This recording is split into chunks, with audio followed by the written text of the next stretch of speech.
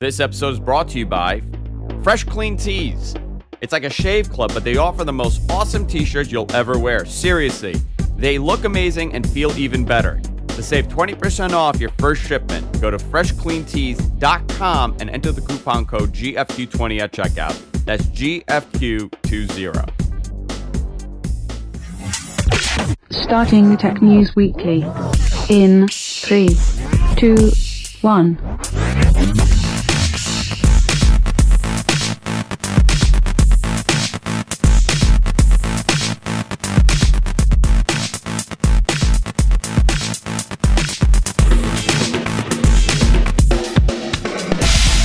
Hey, everybody, welcome to Tech News Weekly. I'm your host, Andrew Zarin. Of course, I'm joined by John Bub. How you doing, John? Hey, Andrew, what's up? Nothing much. Hey, listen, John, you're like a big podcaster now. You're all over the place. What? You're doing other podcasts. You're all involved in the community. What's going on? You're making a whole name for yourself. I'm not that big. I mean, you're bigger than I am. Oh, that's what she said. People know Andrew Zarin is a household name. Yeah. Me, yeah. not so much. Yeah, the household drunk. That's how they know me. Guys, we have a lot to talk about today. We're going to have fun. Happy 4th of July. Happy Independence Day to those in the United States and Americans worldwide. We're doing this on the 1st of July, so we have a couple days, but we're going to be off for the next couple days while we do some upgrades to the servers, eat hamburgers. That's exactly the order we're going to be doing. We're going to be eating hot dogs and hamburgers right after we update the servers here at GFQ. We're going to be doing some changes to the studio over the break. I have some cleanup to do here. A lot of wires. We just cleaned this console up that's next to me. Look how beautiful that looks. Stunning now. Stunning. So we do have a lot to talk about, and, this is the time. The summers, things slow down a little bit. It gets really hot in here, and I like to take a couple of weeks off. I know a lot of people are on vacation. John is taking a vacation. I heard he's going to the Andes Mountains. I heard you're going on a nice little trip, so we're gonna let you go. Yeah, right. Yeah. So, guys, before we start this week's news, I want to thank our sponsor, and that is Fresh Clean Tees. I'm a t-shirt and jeans guy.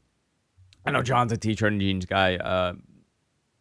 All I need in life is a black crew neck t-shirt and a pair of jeans and good sneakers, and I'm good. My entire drawer, my entire outfit. My closet is filled with Johnny Bravo style black t-shirts just hanging wall to wall. That is no joke. Seriously. That's all I have is black t-shirts.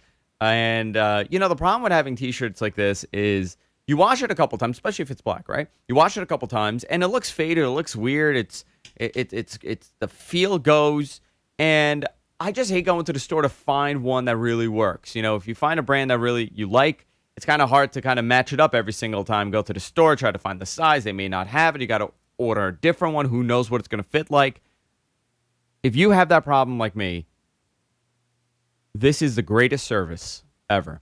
Fresh Clean Tees. It's like a shave club, but they offer you with the most awesome t-shirts you're ever going to wear. Honestly, it's probably one of the best t-shirts I've ever had. And this is how it works. It's a subscription service. So you could get a monthly, a bi-monthly, or a quarterly plan where they mail you the shirts. You choose what kind of shirt you want. So they offer an all-white package, an all-black package, the Color Me Bad package, which features one black, one white, and a different color of shirt in each shipment. There are V-necks, crew necks, or a mix of them. You could do the wild style, which is a whole bunch of different colors. I like to just get the black t-shirts, just all black. Black medium t-shirts. It's a premium cotton. It feels great. This doesn't feel cheap. It doesn't feel thin. Very good quality stuff. I mean, seriously, I actually wore it to the What the Tech meetup that we had, the Windows Weekly and What the Tech meetup. Mm-hmm. And it was like an ongoing joke from everybody that listens to the shows. They're like, oh my God, is that a fresh, clean tee? Is that a fresh, clean tee? And I go, absolutely it is. And what? And they didn't expect me to say that. He's like, oh, you actually wear it? I'm like, of course I wear it. It's awesome. He's like, can I touch it? I had grown men coming over and just touching my shirt all night. It was the greatest thing ever. It was so funny. And then I go, you know what? If you use offer code GFQ20 at checkout, that's GFQ20 at checkout, use the coupon code, you'll get 20% off your first shipment. I probably did a live read about 50 times on Wednesday. Wow. 50 times. FreshCleanTees.com. Guys, go check it out. If you like t-shirts, listen, if you have a boyfriend, if you have a dad that wears t-shirt and jeans, an uncle, whoever, a husband, go and check this out. This is a phenomenal gift to give. Also, you don't necessarily have to sign up. You could become a one-time shopper also. That's also an option. You don't have to commit for all these months. FreshCleanTees.com. Enter the coupon code GFQ20 at checkout. That's GFQ20. Get 20% off your first shipment. I want to thank Fresh Clean Tees for supporting the GFQ network and, of course, for supporting Tech News Weekly. John! Yes. Go into some stories. All right, so let's talk about this Microsoft story that we have here. A lot of people have been complaining about the nag screen that Microsoft has for upgrading to Windows 10, correct? This is something that's been going on for a while now. Is people are upset with how Microsoft has been pushing Windows 10 and the fact that this offer that they put on your computer, this nag screen or whatever you want to call it, really doesn't offer you a way to say no. Like they've changed this thing multiple times, made it more difficult to actually get rid of it and say that you don't want anything to do with it, including making sure that even if you hit the X to close out the window, it's still going to schedule that upgrade and install it for you. Yeah. Well, now they've finally changed that information. So now it actually has a link to decline the offer. Yeah, so it just, I guess, which is very but here's the thing. big deal. Does it really? No. Does it really matter now? You have that's 3 weeks. It's like the timing of this is very bizarre. The fact that, all right, it's literally 1 month before this upgrade offer expires, the free upgrade offer expires, that they decide, okay, fine, we give in. We're going to change the window and give you a button to click that says decline. 350 million subscribers later. And this also comes literally the day after Microsoft lost a lawsuit to a customer where they had to pay them $10,000 because they were sued over this Windows 10 upgrade debacle. Yeah. Are you annoyed by that, by the update? Like, do you find it as confusing as some other? Yeah, but did you find it as confusing as other people did? Oh yeah, totally. It's the fact that they changed this dialogue like 3 or 4 different times the way that it appeared and worked. Because at one point you could click the X and it would just go away, because they kept changing the update from being optional to recommended, and then they started scheduling it. So once it was, at one point, it was just optional and you didn't have to do anything. Then it became recommended, and then you had to, if you wanted to decline it, you could just hit the X and it would be fine. But then they started saying, okay, we're just going to automatically schedule this for you. And even if you close this window, it's still going to schedule it for you. And there really was no easy way to tell you, to say that you don't want to schedule and you don't want this to be upgraded. Okay, so I'm going to give you an example here. I have one machine here, the one that I'm looking at right here. I don't know if you guys could see it. One I'm looking at right here, that for whatever reason, and I've attempted to update it to Windows 10, the update fails. And I actually gave a lot of credit to Microsoft for having a kind of foolproof setup where it failed and it knew that it failed, so it reverted back to the whatever version I had. I went back to Windows 7. It's not dumb and it's not going to go in this endless loop. It took a while for it to do it, but it went back. Nothing was wrong. But here's the problem. I still get that update, right? And it scheduled me for an update again. Because I don't know why. So the other night I came downstairs around 2:30 in the morning and I see that it's going through an update, or 3 o'clock in the morning, it's going through an update. And I knew it was going to fail. And when I got back downstairs, it failed again. It didn't work. So I have to, the best way to do this is sit here and figure out the problem. And maybe it's a driver. Maybe it's this. Maybe it's that. But is the average person going to take the time to do that? Are they going to really understand that they may need to uninstall a driver, or they may need to change a driver in order for, to do this update? Are they going to take out a piece of hardware from the computer and replace it? It's not that old. It's a couple years old, this machine. I just No, cannot and update to it's Windows not 10 for some exactly reason. easy to figure out what it actually is the problem. Yeah. Uh, People aren't going to troubleshoot that. So those people... No, and even for somebody that is experienced, it's difficult to troubleshoot. But it is scary, though. Like, it was a scary thing because I was like, oh, crap. This thing failed. It's not booting. What am I going to do? I actually asked Paul, and Paul said, no. There's like a fall plan where if that happens, it goes back to the previous version, so you don't have to worry. But it was still a scary thing that happened. Now, yeah, but then you still ended up in a loop where it kept scheduling the upgrade. It kept scheduling failing. the update. Yep, it's kept scheduling the update until I went and I turned it off. I had to manually go and do that. But man, what a weird thing. But it is ironic that, all right, one, they do this with 30 days left in the free upgrade offer, and two, they do it the day after they lose this $10,000 lawsuit. Yeah, so talk about that a little bit. I don't know all the specific details. A woman said that because her computer was automatically upgraded by Windows to Windows 10 and her software didn't work in Windows 10, she had issues running her business. Okay. And that she had downtime with her business for like 2 days. And so she sued Microsoft for compensation for the loss of business. And she actually won her case. So she was actually won $10,000 Okay. from Microsoft as a result of losing business for her computer being upgraded to Windows 10 and her software not working. Okay, so I want to break this down a little bit. So she got that prompt. It did that auto update, right? She says she never saw any prompts. She never saw any prompts. She just one day came into work and it was Windows 10. Okay. So it's very much possible that it was exactly what happened to everybody else, where they maybe they clicked OK or whatever, and they scheduled it on their own. Or she might have been one of those few people, which I was one of those people too, that had an automatic update. Mary Jo Foley, another one, had it automatically update without even touching it. It happened to a Skype machine, which I don't even use. So I can't even say to myself, well, maybe I clicked on it or maybe I didn't. There was no maybe. I never clicked on a thing. It just automatically updated one day to Windows 10. I tried to log into that Skype machine and it was Windows 10. So, but for this woman, she actually had to prove that she lost income. Yes. So, and she was successful. So what was actually the problem? That it updated or it didn't work right after it updated? I don't know the specifics other than the fact that it automatically upgraded her computer to Windows 10 and that something after the upgrade didn't work. Okay. I don't know if it was software that she used for her business or just Windows 10 itself.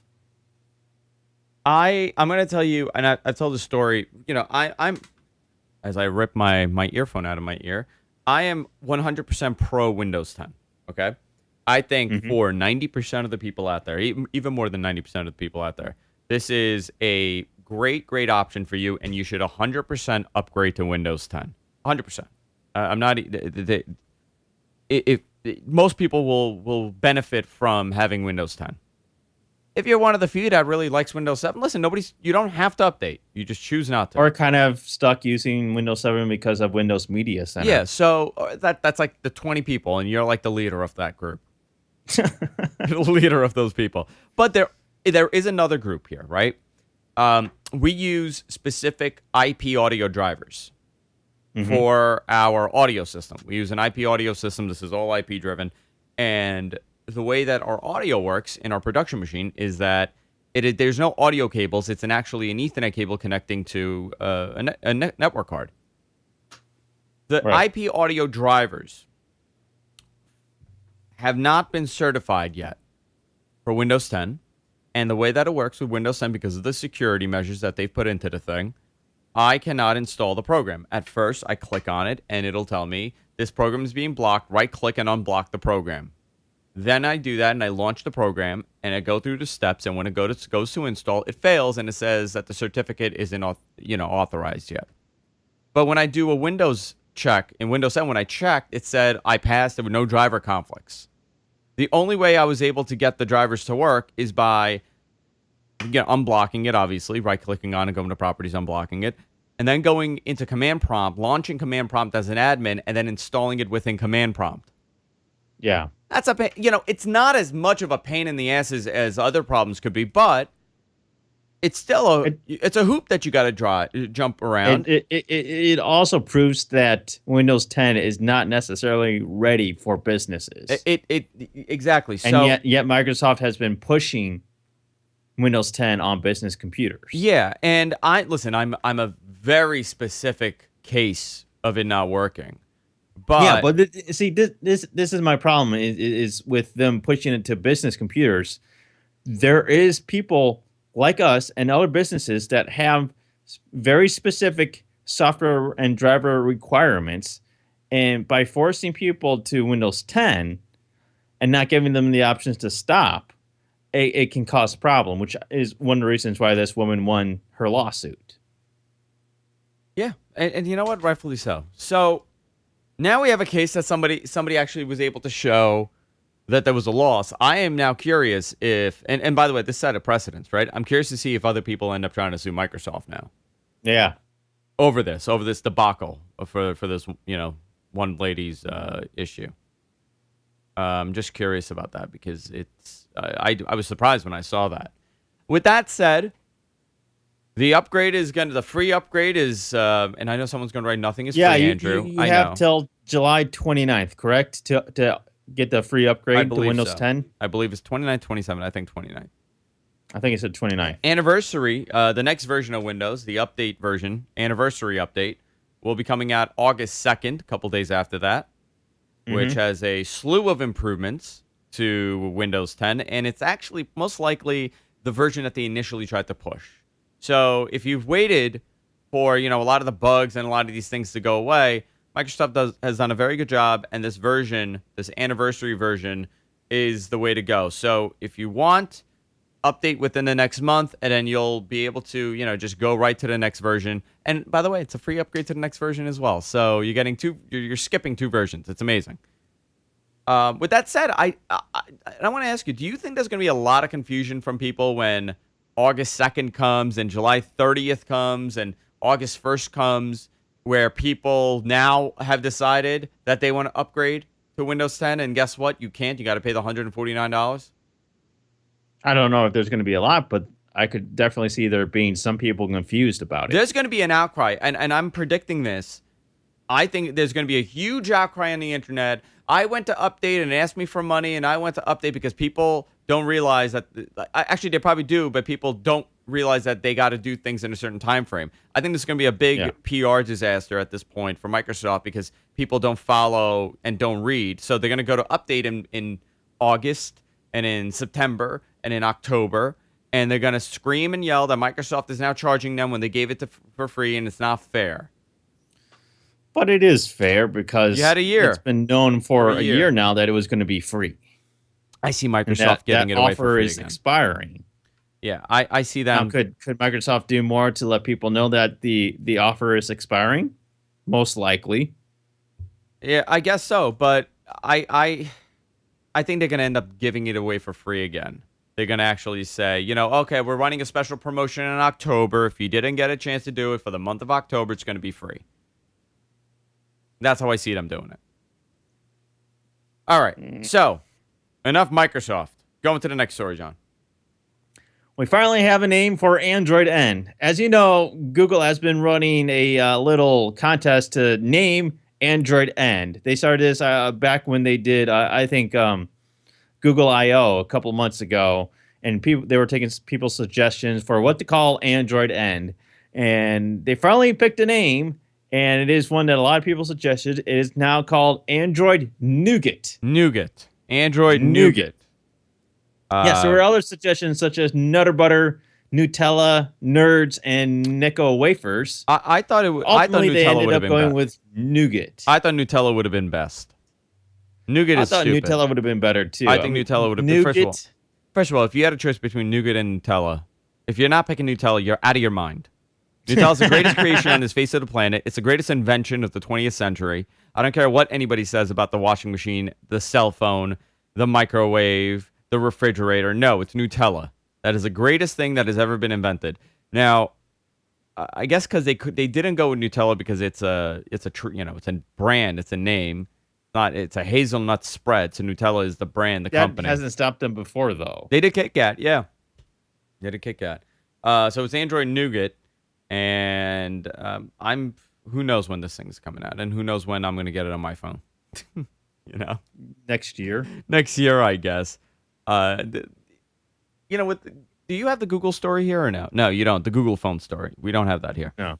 Um, Google. There's been a lot of rumblings that Google will be releasing a Google phone, not a Nexus phone, a Google phone, and to kind of go in line with how Apple does it with the iPhone. They don't want to. I'm sure it's going to be a third party that does it, but they're going to have a Google phone. I want to get your opinion on this, John. There's not a lot of information as far as how the hardware is going to go, how many phones they're going to release, what's going to happen to the Nexus line.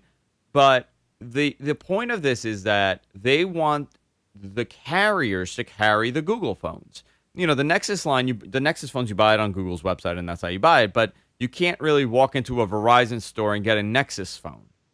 You did at one point, not anymore. I think like it was, what was it, Nexus 2 or the Nexus 3 they did it with? The Galaxy Nexus they did it with. So if Google could kind of secure this position in the carriers, stores in AT&T and Verizon, Sprint, T-Mobile, what do you think happens to the Android ecosystem? Does it shift away from, the Samsungs and the HTCs and the Motorola's, or does Google kind of get faded in like an Android, like a Windows phone where nobody really cares about it? I don't think it would make any difference whatsoever. You don't think the ecosystem will change at all? I don't, because I don't think most people know enough of a difference to know that there's any difference whatsoever. The general person that's going in and buying phones does not know the difference. They just say, hey, that's a phone. I The only don't know. people that really buy these Nexus devices are enthusiasts that know about the offer. Yeah, and that's the and problem. even if you offer these devices in store, in carriers' stores, the person buying the phone most likely is not going to know the difference. No, and see, that's the issue here for Google, right? Because only you're not getting these phones in the store, you're getting it on Google. So not only that, but you're still going to have these carriers pushing specific devices based on the relationship that they have with the manufacturer and the deals that they have set up for the devices. Yeah, I'm curious to see if this is going to be a reality for them, because I would. Unfortunately, if I walked into Google has not had the best relationship with carriers. No, not at all. And I think a lot of that has to do with the way that they push out Android updates. Maybe the advantage will be that the Google phones will be pushed through Google, so the carriers could totally bypass it. They have to support the carrier, but things change. It becomes a quicker process, much like how Apple does it. That doesn't mean that the carrier has to push those Google phones. They could very well push every other Android device out there other than Google because of that. And like they wouldn't even have to mention that to people. Listen, seriously, it just comes down to it being a contract and agreement between the carriers. But I do find it fascinating that this is the approach they're going to take, and I think this will be the solution for all these people that are buying, HTCs and T-Mobile, HTCs and Motorola phones, where they're not getting updates. I have a brand new Samsung S7, and I have to tell you, I don't think I'm going to get this next update immediately. I don't think that's going to be a reality. So not when it's up to the carrier. No, when it's up to the carrier, it's not. So I find you can root your device and install it yourself, but then that's just kind of dumb. Yeah, it's really dumb. It's kind of a pain in the butt to have to do that in order to get it 6 months ahead of when you'd actually get it from the carrier. Yeah, and let me tell you, rooting doesn't work. No, it's a big mistake. Has its own challenges. It's a big mistake. John, going to another story. So Amazon, speaking of Android phones, Amazon is offering deep smartphone discounts for Prime members.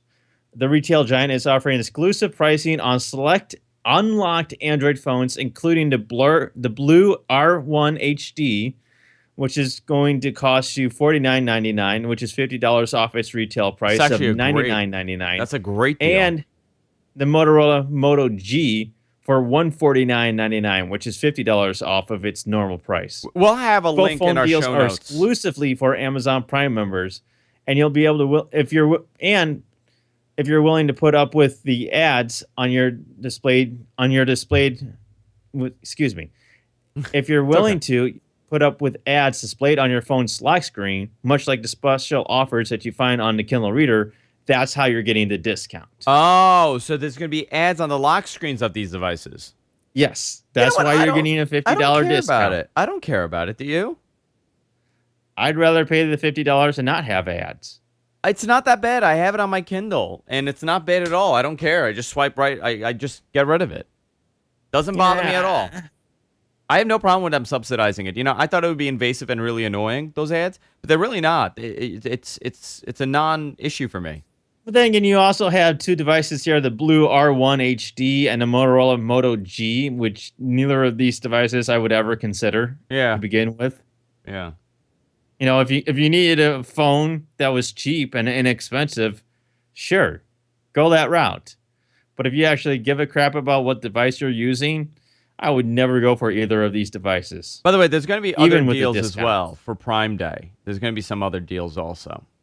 Yeah, on July 12th, they're doing this Prime Day deal thing again that last year ended up being pretty much a bust. You know what's sad about Amazon? They have an opportunity to do something really cool for Black Friday, and they always miss the mark. Yeah. I always feel like they miss the mark when it comes to Black Friday. I don't know why. Maybe it's the way that the You're website better is set off up. using Camel to track stuff and Yeah. find deals on what it is that you actually want. Yeah. It's interesting. But it's weird that they're offering it on these devices and with those conditions for displaying ads on your lock screen, much like the Kindle Reader. Yeah. And I'm just not a fan of something like that. I'm not a fan of devices, and I'm not a fan of ads. So there's no way I would ever buy these devices. Listen, there's some people that would. $49. You need a new phone for your kid. You got him this. $50. So let's talk about this Spotify and Apple story here. Yes, go ahead. Because this is something that's kind of interesting.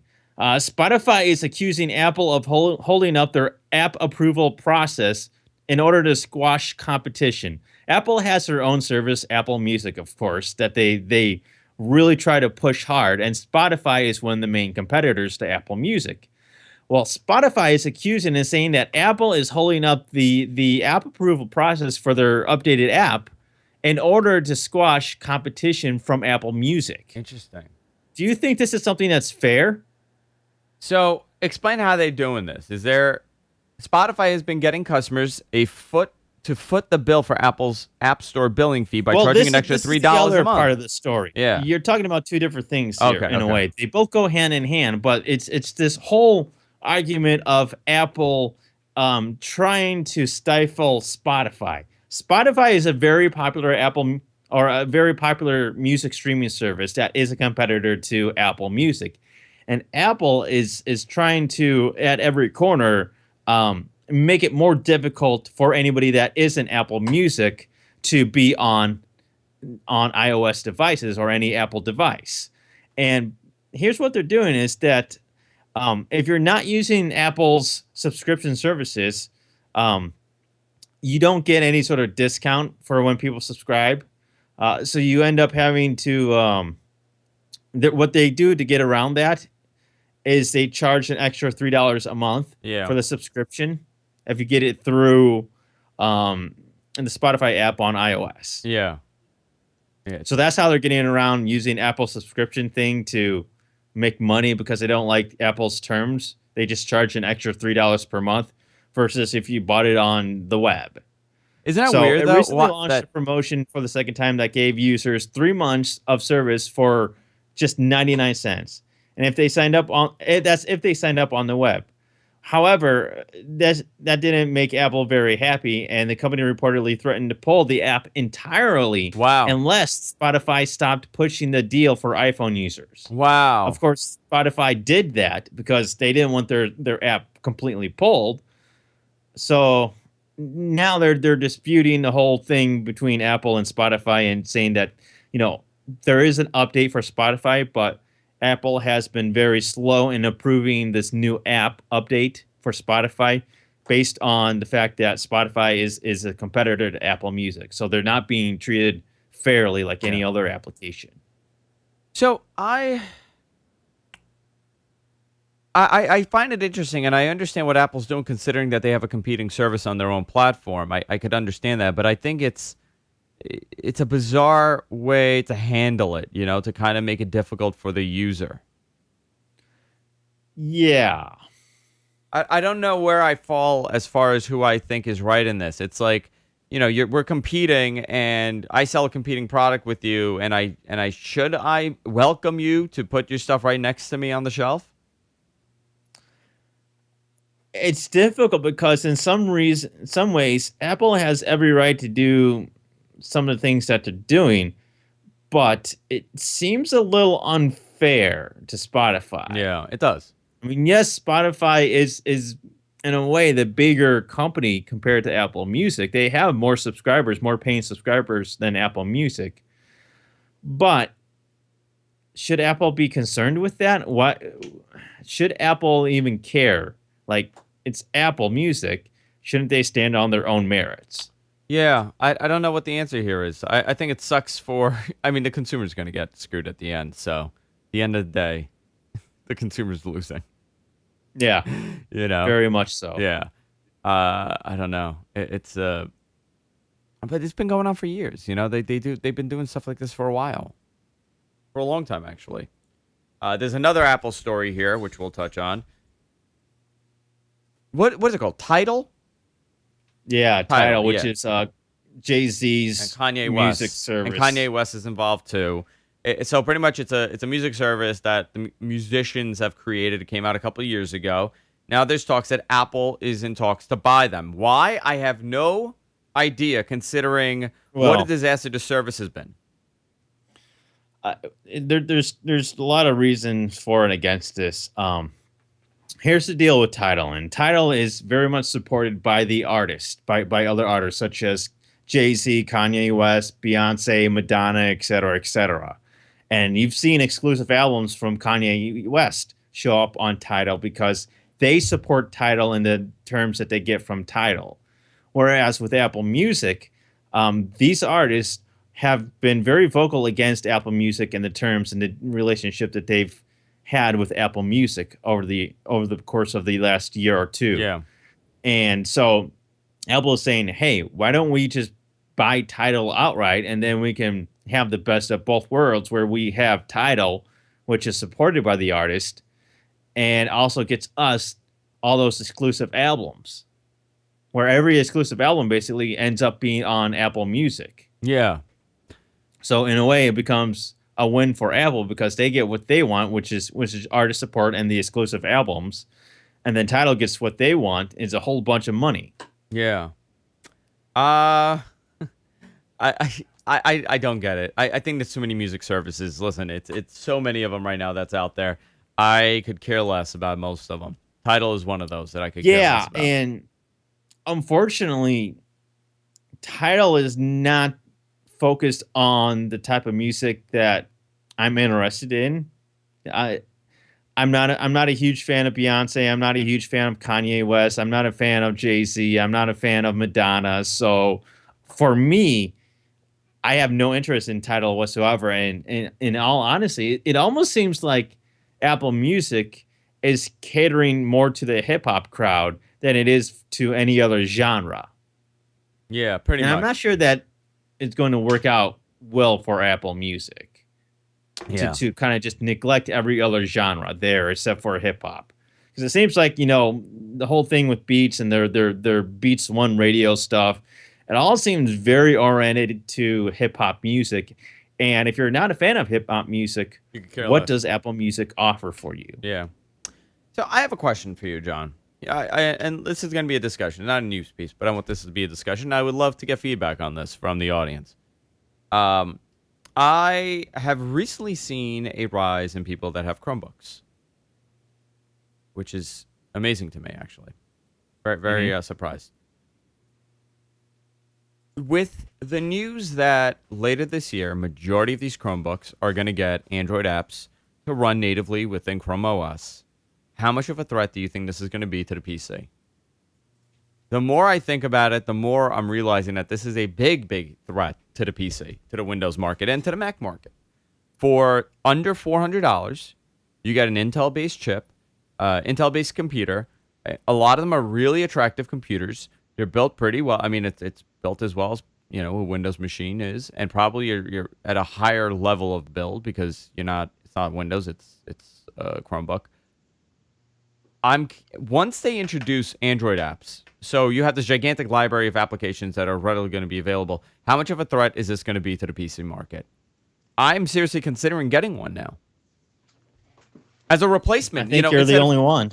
Listen, instead of lugging my Mac around from upstairs to downstairs, what do I do normally? I'm in Gmail. I'm in Google Docs. Literally, this is what I do. I'm using Chrome, right? I still very much feel like Chromebooks are this generation's or the next generation of netbooks. Okay. And I still very much feel like they're a fad and that they're still very under mature. If that makes any sense whatsoever. Okay, no, that makes sense. It just seems like it still has a lot of development to go in order to be truly something for people to consider. I mean, it's no different than, buying another iPad or a tablet or what have you to have another device to connect with. Yeah. I don't know. For me, I do think that there's going to be a major market for this, and I really want to get my hands on some of the better Chromebooks, sub 400, above 300, but sub, probably like the $450 model where you're getting a little bit more quality. I want to get a version like that. I mean, you could just go buy a Kindle Fire for $200 and get Android apps that way. I can, but I want to get a Chromebook. The same thing. Yeah, but I want to get the Chromebook. I want to get a functioning laptop, not necessarily a tablet. I don't really care about the tablet. I don't think most people need a laptop, though. You don't? Well, that's a great discussion to have. Yeah, I don't think a lot of people actually still need a laptop. I would like to see if I could replace my computer, if I could replace a PC and I could replace my Mac with a Chromebook. And the reason why I want to do that, I don't want to go and buy the $199 one because that's not realistic. You're getting crappier hardware, and it's not going to be the same. It's not a fair comparison. But once you go up to the higher model ones, and you're running an i3 or an i5, or you're running a Skylake on there, and you got some horsepower behind it, it may possibly be a good alternative. Now, I don't know why people would choose one over the other at that price point, but I'm curious to see if it is a reality, if it's a possibility to do it. I believe I have one being sent to me. It's always going to be a niche market, I think. Sure. It's always going to fall into that same line of having a tablet. You know what, though? I'll tell you this. They said the same about a lot of other things, and it's blown into a giant market. So it's possible. Well, the only thing that's taken a bite out of the PC market are smartphones itself, and that's a device that everybody has and takes with them wherever they go. Yeah, I'm just curious. It's an interesting conversation to have, and I'd love to get some feedback on this from the audience to let us know what you think, if this is a possibility. People are going to jump over. Guys, it is hot in here. It is 4th of July weekend here in the United States. Everybody's barbecuing. Everybody's going to the beach. People are driving to the Hamptons as we speak here in New York. The Long Island Expressway is most likely a parking lot at this point from people that are leaving work early to head straight to their summer homes. It's crazy, actually, John. I do not travel anywhere for the next 3 days. Wow. You're going to be sitting in traffic. Crazy amount of traffic, no matter where you go. I'm not going to the beach. That's why you have the GFQ jet, right? That's why I have the GFQ chopper that lands on my roof. Yeah. If I go anywhere, I'm going to go local. Obviously, I'm going to walk it because for many reasons, guys, be safe out there. A lot of people are going to be drinking and driving, so you should not drink and drive. Call an Uber if anything. Be safe because Andrew is going to be drinking. I do not drive though. I do not drive. No, but it's still not safe if you're around Andrew. It is not safe. I may jump in front of your car. Yeah, so are you showing for soccer? I got a message from a friend of mine at the bar right now. That's so funny. Maybe my friend is listening to the show right now. So hey, Rob. Guys, be safe out there. Enjoy your weekend. Make sure that you guys subscribe to us on YouTube and everywhere that our podcast is available.